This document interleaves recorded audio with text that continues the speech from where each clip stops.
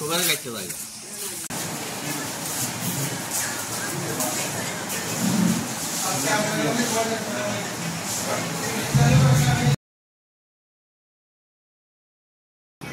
তারা অ্যারেস্ট করা হয়েছে বা কি হয়েছে আজকে?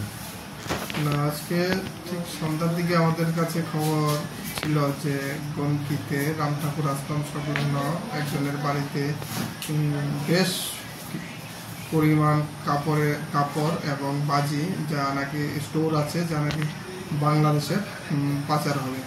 যথারীতি আমরা যাই এবং ওই বাড়িতে আমরা 20 বান্ডেল কাপড় ব্যাগ এবং বেশ কিছু বাজির প্যাকেট পাই। ওইগুলি আমরা ওইখানে সিজ করি এবং সাথে আরও সাসপেক্টেড 3 জনকে আমরা ডিটেইন করি এবং তাদেরকে জিজ্ঞাসা করি তারা এই কাপড়ের সাপেক্ষে কোনো ডকুমেন্ট প্রডিউস করতে পারেনি।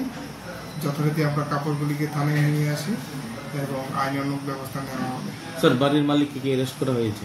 হ্যাঁ, বাড়ির মালিককে অ্যারেস্ট করা হয়েছে। স্যার, এই কাপড়গুলি আপনার মানে কোথা থেকে এসেছে? এখন এটাই তদন্ত সাপেক্ষ, এখনো আমরা বলতে পারছি না। স্যার, বাড়ির মালিকের নাম? বাড়ির মালিকের নাম Amar Ghosh. Thank you sir. না, এখানে একটা বিষয় আমি বলছি যে কাপড় তো যে কোনো থাকাতে থাকতেই পারে, মানে কাপড়কে মানে কাপড় থাকাতে আপনারা যে অ্যারেস্ট করেছেন? না, এরকম না। অ্যাকচুয়ালি আমাদের কাছে খবর ছিল কাপড়গুলি বাংলাদেশে পাচার হবে, তো কাপড়ের সাপেক্ষে তারা কোনো ডকুমেন্ট প্রডিউস করতে পারেনি। কাপড়ের সঙ্গে আপনারা অন্য কিছু অবৈধ কোনো কিছু পেয়েছেন? বাজি।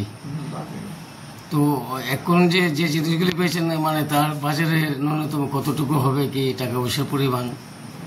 5 লাখ, 5 লাখ। তো কজন এনেছেন অ্যারেস্ট করে? এখন পর্যন্ত 3 জনকে আমরা ডিটেইন করতে পেরেছি। কি নাম তাদের? নাম